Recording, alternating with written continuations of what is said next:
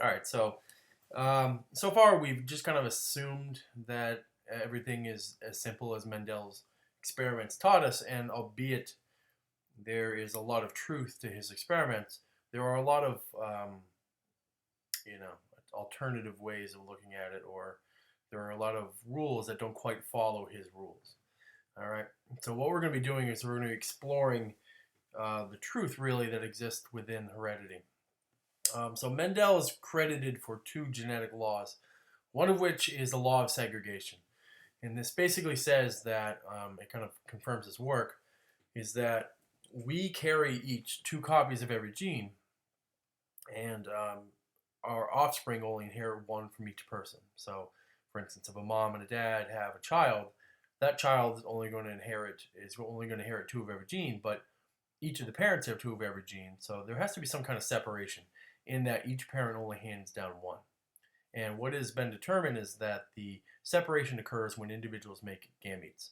If that is a plant, that is either like a pollen or an egg cell. If it's a human, it's an egg or a sperm cell. All right, and that the separation occurs then. So, for instance, you could be big G, little g, whatever that happens to be, and the other parent could be big G, little g. Now, the offspring is only going to inherit one of these and one of these. All right, and there has to be some kind of separation. And for instance, the males, the separation occurs when they make their sperm cells. Each sperm cell is going to inherit either a big G, or a little g. And if it is a female, same thing. The eggs are either going to inherit a big G or a little g, a dominant or a recessive. The idea being that one of these gametes, as they call them, is going to fuse and fertilize one of these gametes, and then one gene here, one gene there is going to make the genotype in the offspring. And that's the case not just for one gene, that's the case for all the genes of the parents and the offspring. All right, so possible combinations that could exist, dominant and undominant, big G, big G. Or perhaps this big G and that little g. In other words, the offspring would be heterozygous. Or perhaps this little g and that big G. So the big G always goes first, so a heterozygous genotype could show up in the next generation, or that little g and that little g could possibly come together, creating a homozygous recessive genotype. And basically, what this is all confirmed in Punnett squares. The idea being these each represent the possible offspring, let's say, and they're inheriting one from one parent, one from the other. So one possible combination, again, is big G, big G. There's two big G, little g heterozygous possible genotypes showing up, and there's 1 out of 4 homozygous recessive genotype showing up in the next generation. So really, the Punnett squares really confirms Mendel's law of segregation. All right. So after proving that alleles were segregated, he sought further to see if there was some kind of connection between different genes. So, for instance, are yellow peas always round? They seem to be that more so than not. And then, for humans, do blondes always have blue eyes? Do blonde people always have blue eyes, or is there at least some kind of connection between being blonde and having blue eyes? All right, not a big fan. So what he did is he, instead of it looking at trait by trait, he looked at it two traits at a time. So he crossed yellow peas with homozygous round yellow peas with homozygous green wrinkled peas. And we're going to use this key. So R for shape and R for the color and H for the shape. That's commonly used for some reason. So pardon my animation, but if they are pure breed, we're going to assume now knowing more about his experiment, that this P here comes from a homozygous dominant for color, homozygous recessive, or homozygous dominant for shape. In this P, we know the only way it could be green and wrinkled is if that it is homozygous recessive for color and homozygous recessive for shape. All right. When he crossed these, all of them came out to be yellow and round. So think back to the first time he did this experiment. When he crossed the yellow and the green, they all came out yellow. Now they're showing not only the dominant color, but the dominant shape as well. All right, now we understand this experiment further that they're probably carriers, so they have to be carriers, that they're heterozygous for both color and shape. All right, we call this, just as he did before, the F1 generation. And then he crossed the F1 generation, and in the offspring, he started to see more variety. So, for instance, he saw 9/16 of them were round and yellow. In other words, most of them were round and yellow.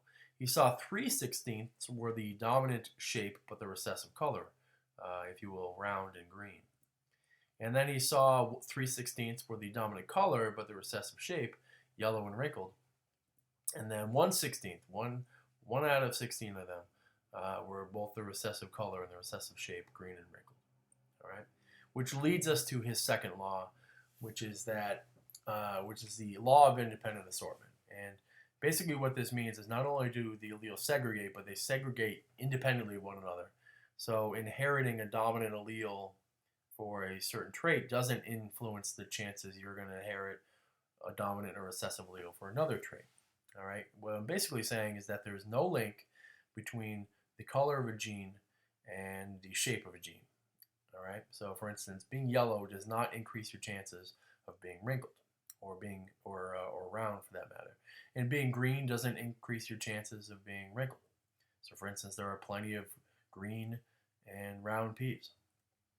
And in the world of humans, your hair color does not influence your eye color. So you are quite likely to have blonde hair and brown eyes, okay, or blonde hair or brown hair and blue eyes, okay. There's no connection between your hair color and your eye color. There's no connection between the shape and the color of a pea.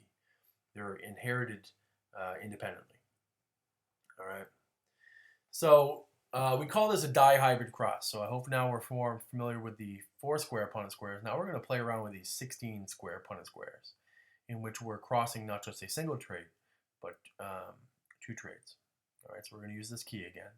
So we're going to recreate the F2 generation. All right.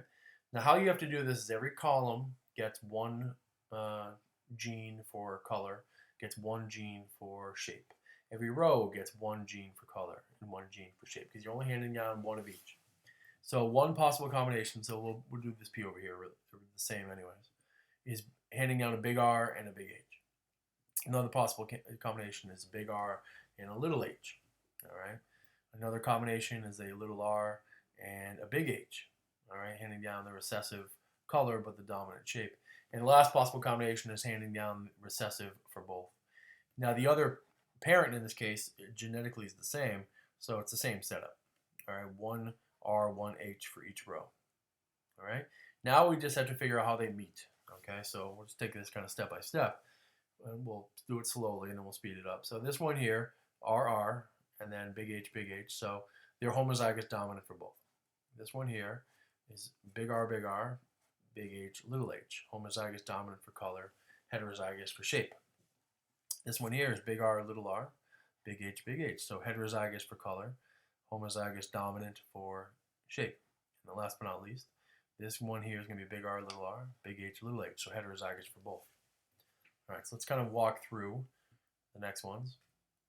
All right, so hopefully you maybe can start to see the pattern. Homozygous dominant, heterozygous. Homozygous dominant, homozygous recessive. Heterozygous, heterozygous. Heterozygous, homozygous recessive. Heterozygous, homozygous dominant. Heterozygous, heterozygous. Homozygous recessive, homozygous dominant. Homozygous recessive, heterozygous. Heterozygous, heterozygous. Heterozygous, homozygous recessive.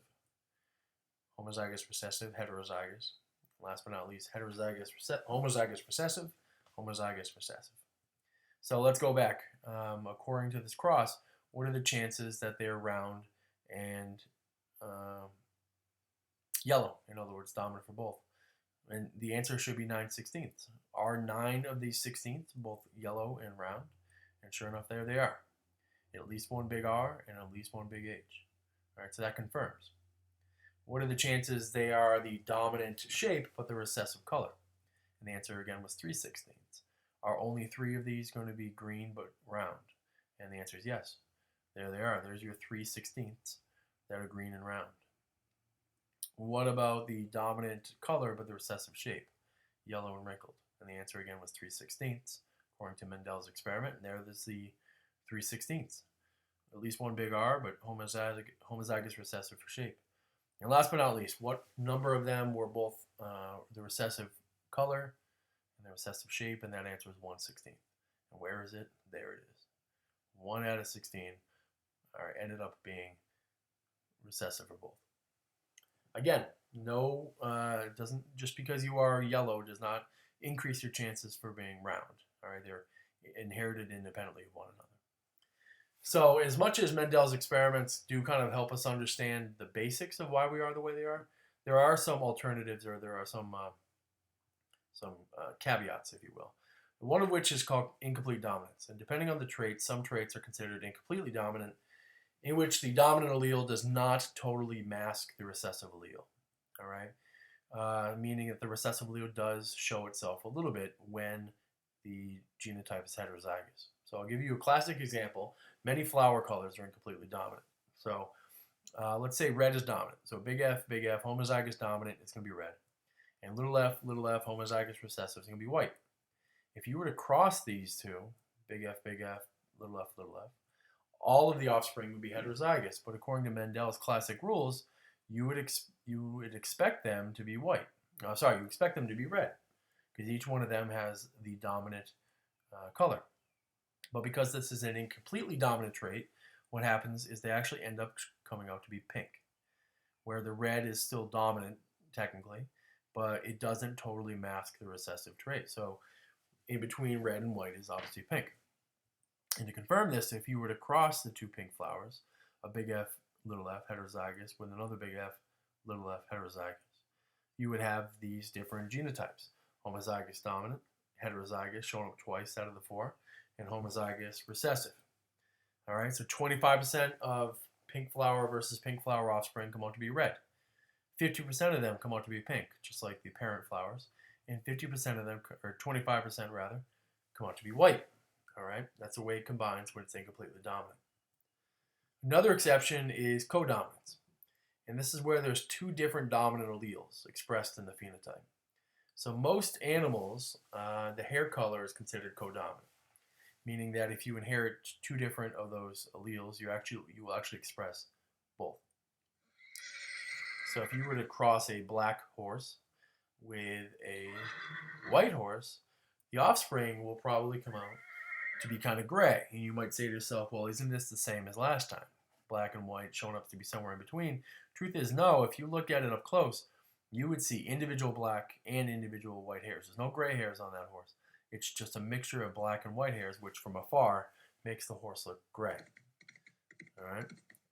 So in other words, they're expressing both colors, not an in-between, but both. And blood type is a similar example for us. It is also codominant. So there are 4 blood types. There's the O type, A type, all right, the B type, and then there's the codominant A and B type. All right, O is considered the recessive. So A and B are the dominant alleles, and O is actually the recessive allele.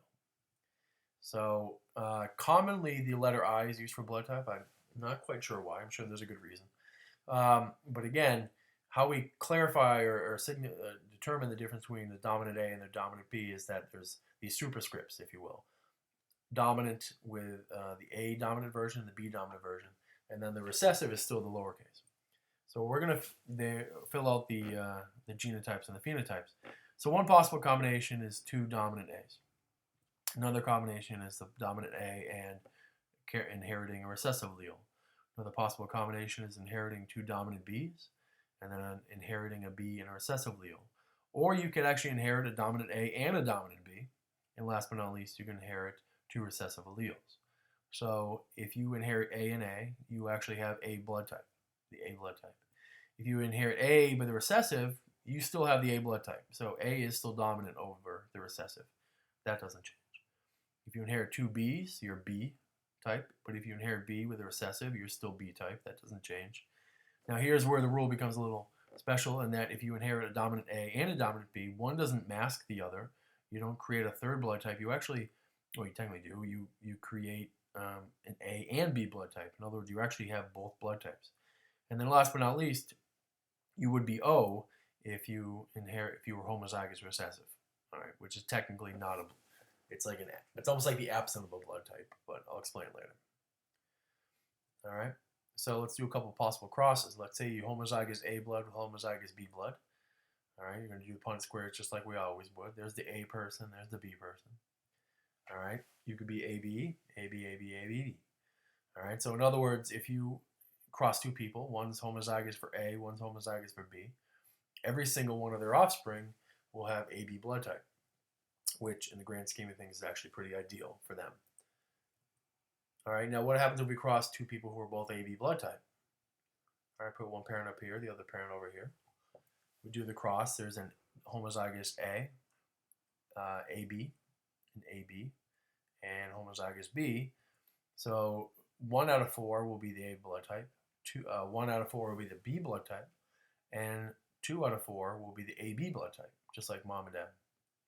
Now, what happens if we cross somebody who has A blood but carries the recessive allele with somebody who has the B blood but carries the recessive allele? So there's A blood with the recessive, and there's B blood with the recessive. And we do the cross. There's AB, there's B with the recessive, there's A with the recessive, and then there's homozygous recessive. So this possible combination, actually, 2 different blood types, can lead to 4 possible genotypes, and equally possible, by the way.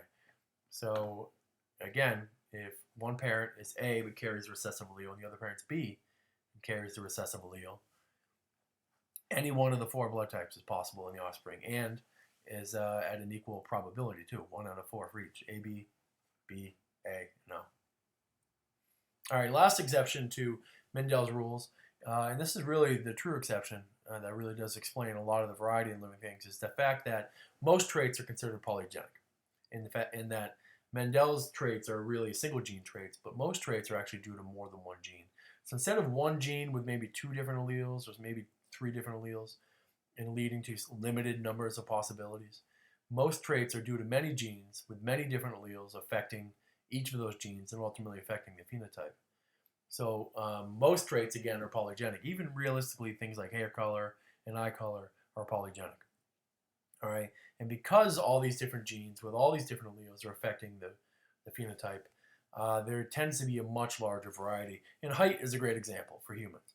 All right, so if it were a single gene, really we would fall under either a characteristically short or a characteristically tall. But the truth is that we fit into this classic range where, yeah, there's some short people, yeah, there's some tall people, but most people range somewhere in between. But there's many different heights. If each of these, this is, let's say, 6'2", and this is whatever, we have handfuls of each. Okay, we're not this or that. We all range somewhere in between. All right, because height is ultimately determined by a handful of genes scattered throughout our chromosomes and our DNA. Skin color is another possible example, in that there's probably about 6 different genes that affect skin color. All right. Oops, sorry. So this is a map, okay, that shows the notable characteristic skin colors of people from certain regions. And as much as sadly we like to pretend that it's either black or white, it really isn't. There are very dark skin colors, there's very light skin colors, and then there's a wide range of skin colors that exist between those 2 extremes. All right, because truth be told is that skin color does have a very wide variety due to the fact that it's not due to a single gene, it's due to multiple genes with many possible alleles affecting it.